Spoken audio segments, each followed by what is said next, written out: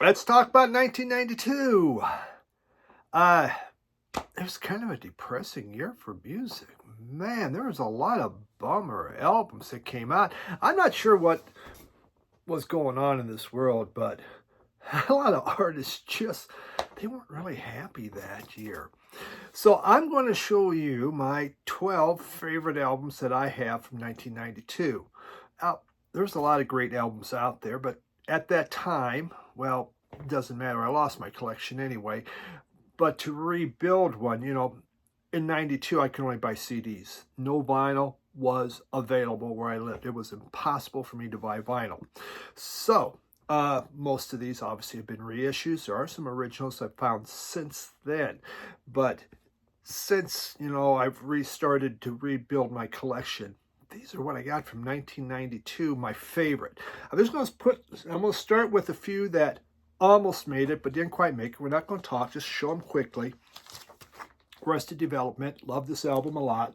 3 years, 5 months, and 2 days in the life of Arrested Development. Absolutely fantastic album, didn't quite make it.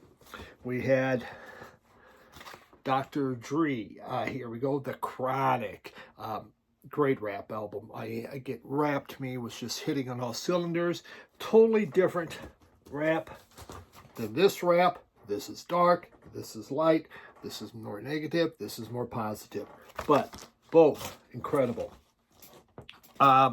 Spiritualized from Spaceman 3 had broken up, and so Spiritualized came out, and this is just wonderful. It shows what's going to happen. It's Jason from Spaceman 3. He just plays a ton of stuff on here, and it's kind of where he's going. He was very spiritual, especially as far as a lot of his songs in Spaceman 3. And here he does a lot more with it. 2-album set. Excellent stuff. Spiritualized. Just a couple more that almost made it. The Beasty Boys, Check Your Head. I like a lot of stuff on here. They're playing a lot of the instruments. It's pretty hard rocking, but not quite good enough. And this one, critics love this one as the very best of Los Lobos. Kiko, for me, it's not the very best of Los Lobos. Is it excellent? Yes, it is. Was it good enough for the top 12? No, it wasn't. One I am missing that would have made the top 12 was Alice in Chains, Dirt. And I do not have that in vinyl yet, and I do need to get that. That would have made the list. But let's start down here. Number 12, I have Leonard Cohen, The Future. This album, it's a brooding album about the life's darker half. Just, it's bleak, man. It's dark, but he adds in these chiming synthesizers and this eerie orchestration that brings it to life and makes it really, really interesting. 2 of the songs actually were pulled from here for the soundtrack of Natural Born Killers, The Future and Anthem. But yeah, the Future's phenomenal. Waiting for a Miracle is just a wonderful, wonderful song. But this is kind of dark, he's looking at the dark side of life. So number 12. Number 11, we have Curb, Doppelganger, ones with lots of baby doll parts all over this thing. This was their debut album, filled with dreamy vocals of Halloway over the top layers of throbbing guitars and dense keyboards and just sledgehammer drumming's happening on there. Great sounding album, really good. Songs like Already Yours and With You Dead are just standouts on here. Wish You Dead. Sorry, Wish You Dead was the one. This is a very dark album. Again, it's about it's periodically there's some playfulness put in here, but overall it's kind of a dark album. So Curb, Doppelganger. Number 10. Lyle Lovett and Joshua Judge's Ruth. Think of the Bible. Joshua Judge's Ruth. Right up the Bible there. This is, it's like Southern, it has a Southern fried gospel feel to it, which I really, really enjoyed.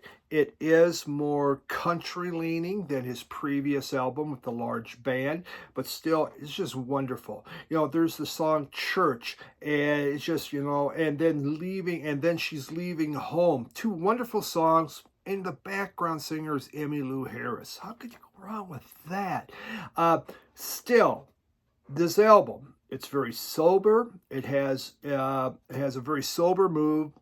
It's bleak. It's about loneliness, and it's about death. A lot of that's all packed in there with a gospel kind of chorus that sounds just fantastic, and you're going to celebrate the whole damn thing. But yeah, again, kind of darker. Maybe he's breaking up with Julia Roberts at that time. That could have been, because that marriage didn't last very long. So, but that's number 10. I love it. Joshua Judge's Ruth. Number 9.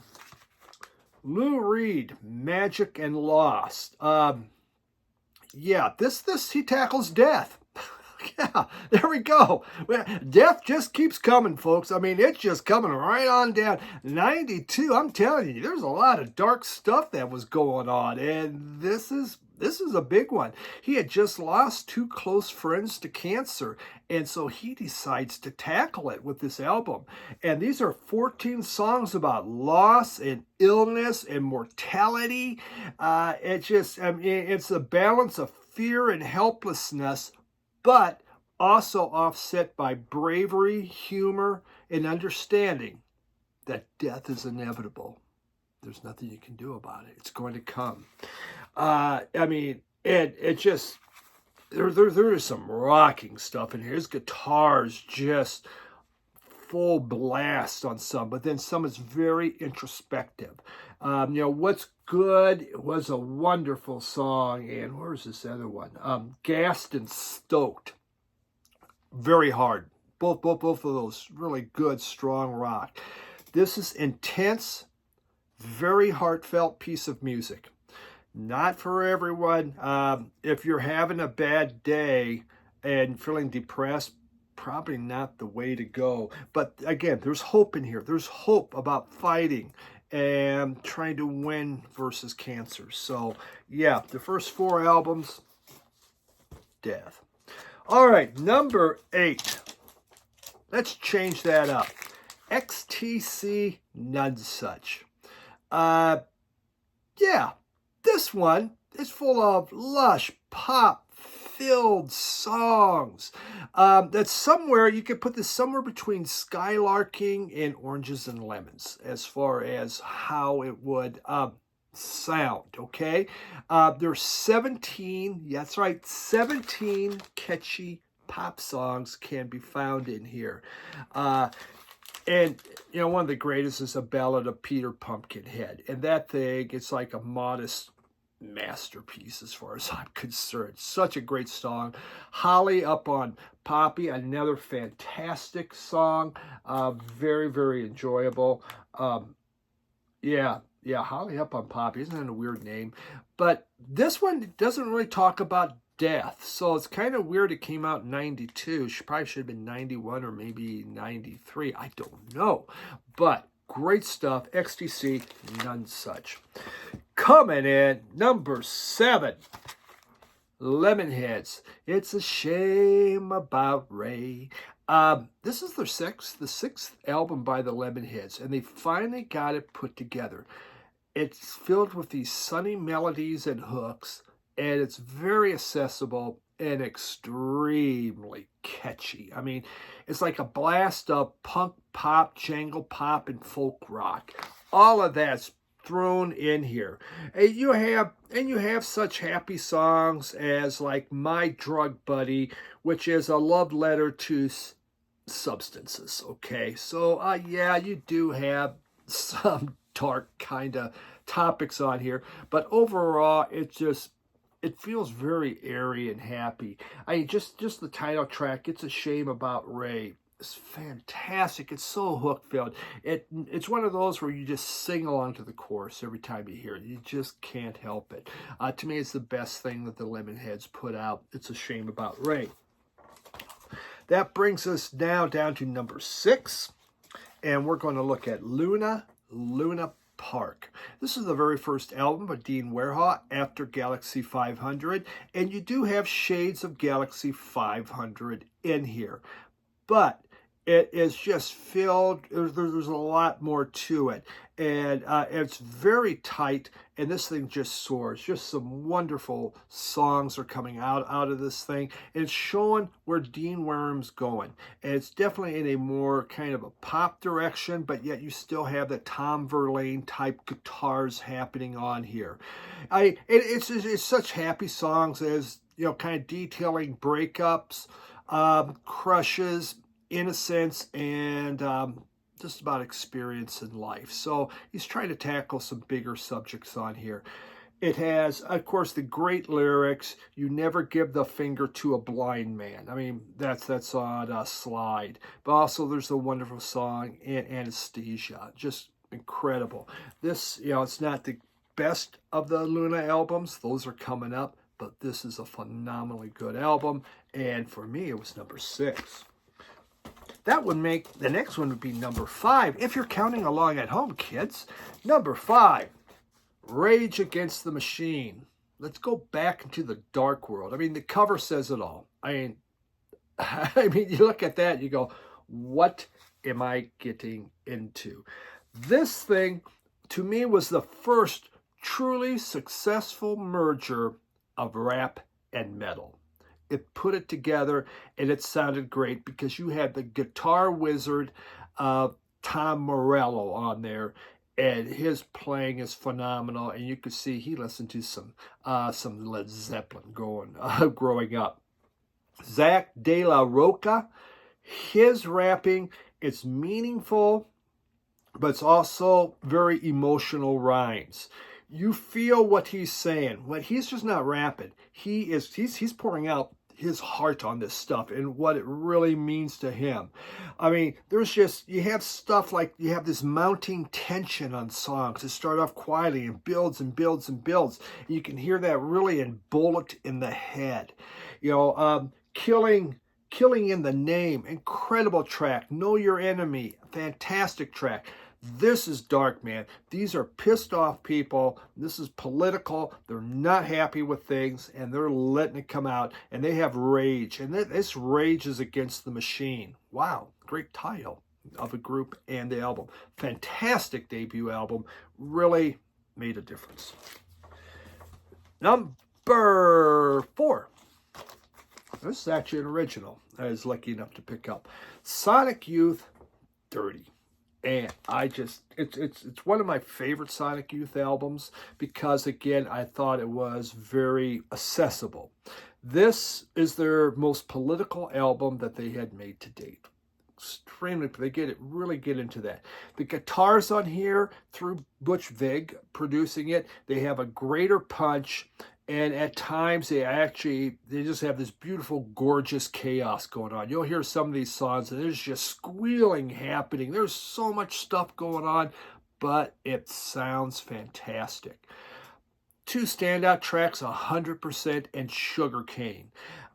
This definitely was more accessible and much more commercial, which put off a lot of fans.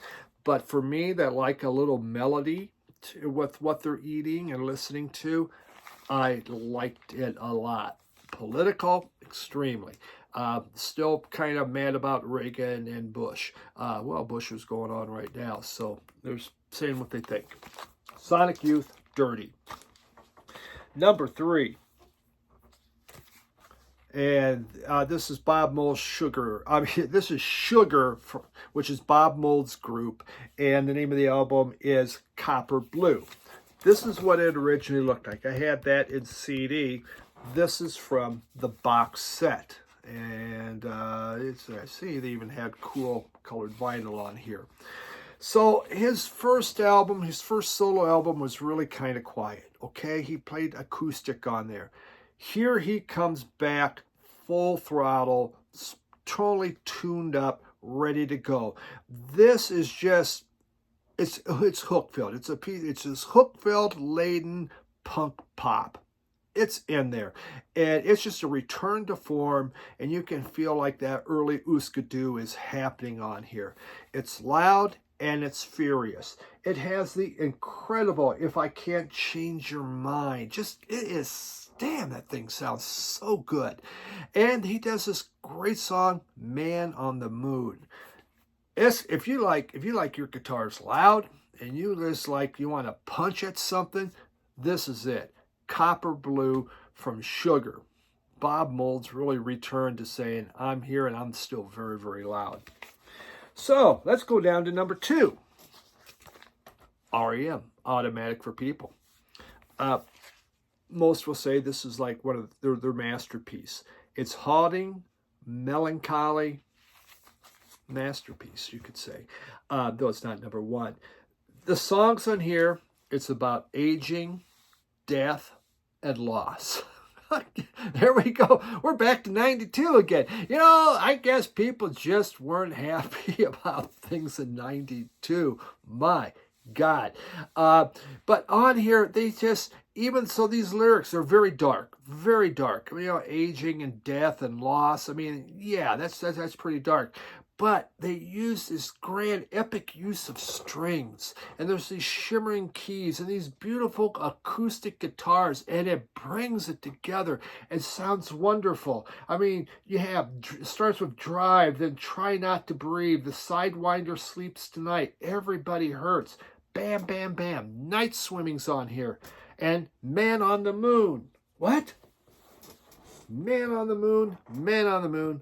2 totally different Men on the Moon, but yeah, same year, Man on the Moon. Just an incredible album from 1992, but very dark. Brings us down. What is my favorite? What album did I listen to the most in 92? And this would be a surprise to most because you wouldn't expect it, but it was Neil Young. You don't usually see me show Neil Young. This was like the 20th anniversary of Harvest, and he did Harvest Moon. I love this album. I played it so often. I had the CD. It was constantly in my vehicle. I mean, and here you have, there's the death of a dog. There's the loss of friendships. There's environmental preservation and the problems that are happening. There's about trying to reconcile. Again, kind of a darker, quieter album. But it starts with Unknown Legend. Then it goes into From Hank to Hendrix, which is just incredibly haunting.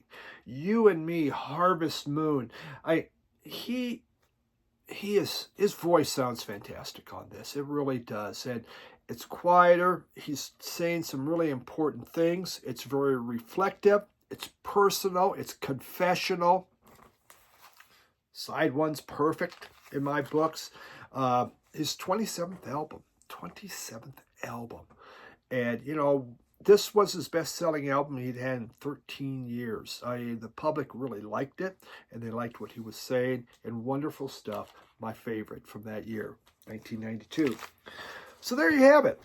So 92 is about, excuse me, it's about aging, death, and mortality, with a few little poppy things happening here and there. Yeah, definitely an interesting year in music.